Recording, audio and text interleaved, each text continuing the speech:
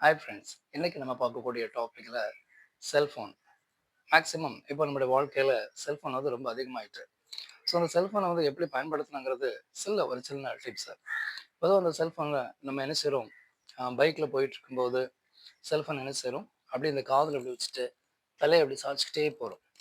So இது வந்து ரொம்ப டேஞ்சரானது. அப்போ எதுக்கு நீங்கள் எந்த வாகனம் வந்தாலும் உங்களுடைய ஃபுல் கான்சன்ட்ரேஷன் செல்ஃபோன் மேலே தான் இருக்குது. ஸோ அது வந்து ரொம்ப ட்ராபேக். நீங்கள் அப்படி பண்ணுறதுனால நிறைய ஆக்சிடென்ட்கள் வந்து என்ன செய்யும், சந்திக்க வேண்டியிருக்கும். அதே போல் காரில் ஓட்டக்கூடியவங்க தயவு செய்து செல்ஃபோன் என்ன செய்யாதீங்க, ஃபோன் பேசிக்கிட்டே காரை ஓட்டாதீங்க. ஸோ உங்களுடைய கவனங்கள்லாம் சிதற வாய்ப்பு இருக்குது. அதுக்கப்புறம் நெக்ஸ்ட் பெரிய பெரிய லாரி டிரைவர்ஸ்லாம் இருக்காங்க இல்லையா, அவங்களாம் ஃபுல் அண்ட் ஃபுல் அதிகமாக வந்து செல்ஃபோன் ஓட்டிகிட்டே தான் என்ன செய்கிறாங்க, வாகனங்கள் ஓட்டுறாங்க. இதனால் எதிர்க்க நம்ம பைக்லேயோ இல்லை வாகனத்தில் வரக்கூடியவங்க தான் ரொம்ப ஜாக்கிரதை என்ன செய்ய வேண்டியிருக்கு, வர வேண்டியிருக்கு. அதனால் ரொம்ப ரொம்ப இம்பார்ட்டன்ட், மொபைலை வந்து பயன்படுத்துங்க.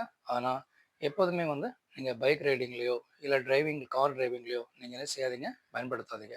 இன்கேஸ் ஒரு தேவைகள் இருந்துச்சுன்னா நீங்கள் பைக்கை நிப்பாட்டிட்டு கூட என்ன செய்யலாம், அந்த செல்ஃபோனை நீங்கள் பேசலாம். ஸோ அந்த செல்ஃபோன் வந்து பெரிய பெரிய ஆபத்து விளைவிக்கிறதுக்கு. அதனால் ரொம்ப ஜாக்கிரதையாக என்ன செய்யுங்க, உங்களுடைய வேலைகளை தொடங்குங்க. கூடுமான வரைக்கும் உங்களுடைய ட்ராவலில் செல்ஃபோன் என்ன செய்யாதீங்க, பயன்படுத்தாதீங்க. ஸோ இதை ரொம்ப ஒரு அட்வைஸாக நீங்கள் கேட்டுக்கோங்க. இதை உங்களோட லைஃப்பில் யூஸ் பண்ணிக்கோங்க.